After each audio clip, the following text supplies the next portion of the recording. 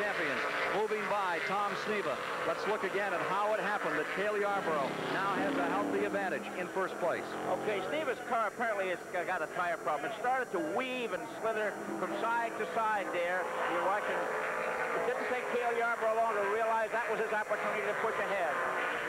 And by he went. Sneva's car broadside in there, Cale coming through on the inside, and Sneva's car has continued to fish Cale since that passing move by Yarborough. He's now almost 5 seconds behind, so he apparently has elected to stay out there with the problem rather than stop. Right now, closing up is Derek Bell into second place. Derek Bell is closing on Sneva for second. There's the point distribution in the series. 21 for first, 17 for second, 14 for third, 12 for fourth. Cale Yarborough stays in front. Now let's go back with Derek Bell another time. Derek Bell hammering away, and Sneva has fallen back quickly with that tire which continues to deflate on car number 3. Derek Bell pulls up into second. Waltrip moving to third. Cale Yarborough is your leader. Derek Bell, who learned all about oval racing in a hurry at Michigan, spinning out a couple of times. The gentleman who has gone to the win at Le Mans on 3 occasions with Jackie Ickx.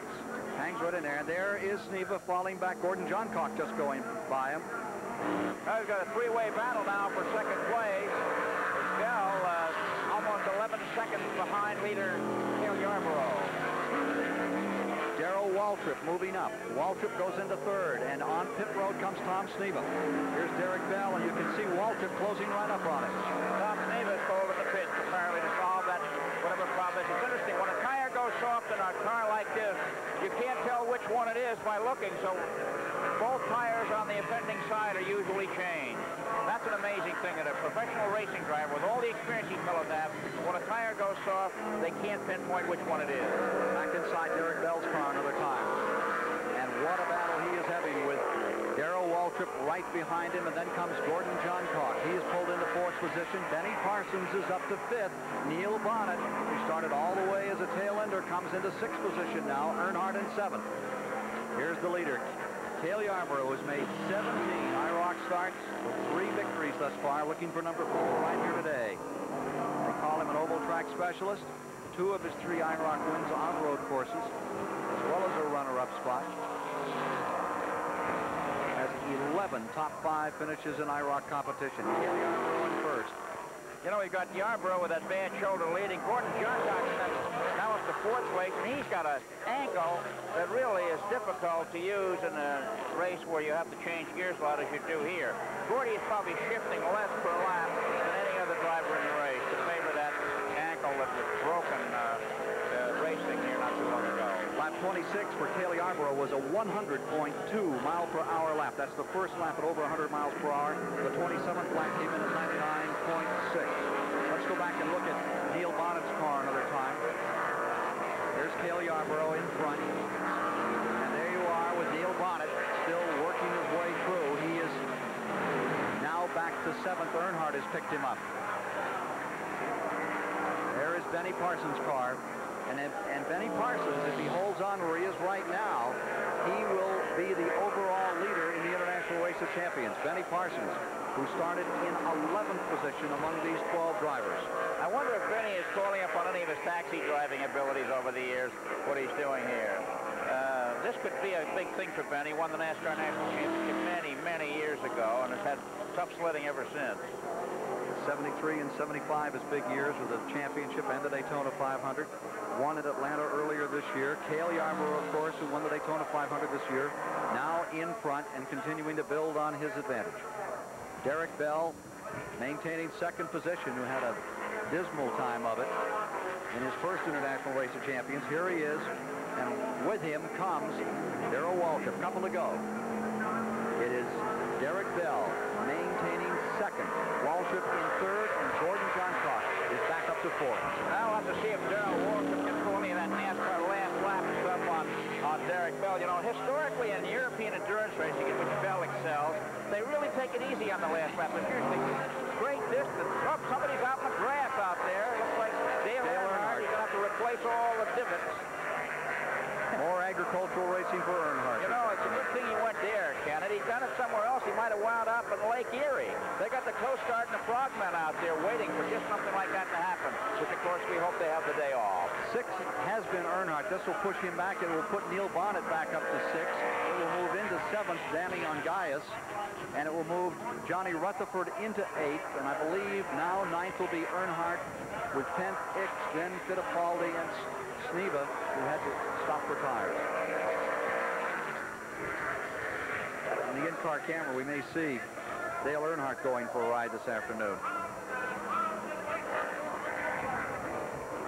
That is Waltrip spinning. Oh, and these clouds of dust down there, a local yellow flag on that corner. Oh, the race is exciting right to the very end. And we're down toward the finish now. Waltrip, a late spinner out here. 1 lap to go on the leader, Cale Yarborough. Derek Bell maintaining 2nd. Waltrip now out of it. Gordon Johncock has moved up another spot into 3rd. This will bring Benny Parsons into 4th, and he'll have a pretty secure hold on 1st place after 2 rounds of the International Race of Champions, and Johncock becomes more and more of a factor. Gordon Johncock had that crash in Indianapolis, broke his left ankle. He's here without the crutches, but still has to be very careful, putting a lot of pressure on that foot.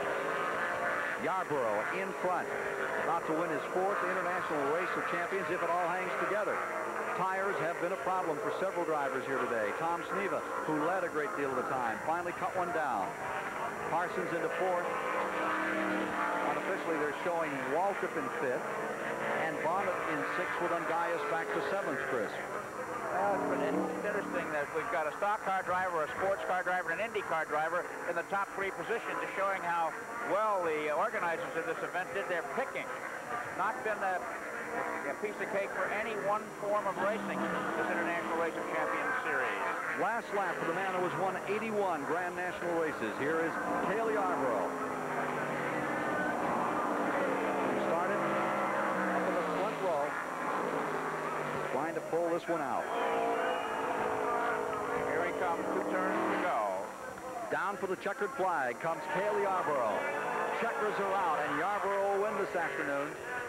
Derek Bell. Now we're back with Neil Bonnet another time, coming across in 2nd. Across the line in 2nd is Derek Bell, and Gordon Johncock will finish in the 3rd position. The interval, Chris? 9.68 100-seconds, less than 10 seconds. The victory by Cale Yarborough.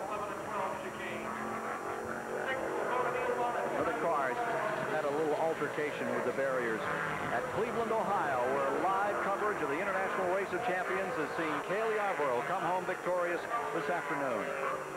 Cale Yarborough wins round number 2. Round 3, 3 weeks from today, Talladega, Alabama, on the world's fastest superspeedway. Yarborough receiving the accolades as he comes around. 2nd spot on the finish to Derek Bell. We'll have the rundown for you and the standings after 2 races in the 1984 International Race of Champions following this message. Go down to the pit area and Ned Jarrett. Cale, congratulations on your first IROC win of 1984. Well, thank you, Ned. Just want to thank the Lord for a safe race, and I couldn't ask for it to come in any better place. You know, as I've told you before, I won some races at Riverside in IROC cars against the best road racers in the world. And I haven't been on a road course for 4 or 5 years, and I got a bad shoulder and a bad leg, so I guess everything turned out pretty good for old broke-up stock car driver. Well, I bet it didn't hurt him too bad today, Ken. Let's take a look now at the new standings after 2 races in the International Race of Champions. Chris? Okay, Neil Bonnet goes to Talladega, his home track, with 30 points, number 1 on the tables. Benny Parsons, a stock car driver like Bonnet, 2nd, 1 point behind with 29 tallies. And then it'll be IndyCar driver Gordon Johncock, 3rd with 28 points. Yarborough, today's winner, 4th with 24. And then a tie for 5th between Darrell Waltrip of the stock car set and sports car driver Derek Bell with 22 digits. Danny Ongaias is 7th with 18. Indy winner Johnny Rutherford, 16. Dale Earnhardt, 14. A tie for 10th between Jackie Ix and Emerson Fittipaldi, both foreigners, at 11. And Tom Sneva, who did so well today until Mechanica felled him, is last in the standings with 7 points. So that's the story here at Cleveland, Ohio for this afternoon. The Western Golf Classic coming up next here on CBS this afternoon. The winner today is Cale Yarborough in round number 2. It's the 3rd round coverage of the Western Open will be next on this Saturday from CBS. This is Ken Squier for Chris Economaki, for Ned Jarrett and Dick Vermeil saying goodbye from Cleveland, where once again today's IROC winner was Cale Yarborough.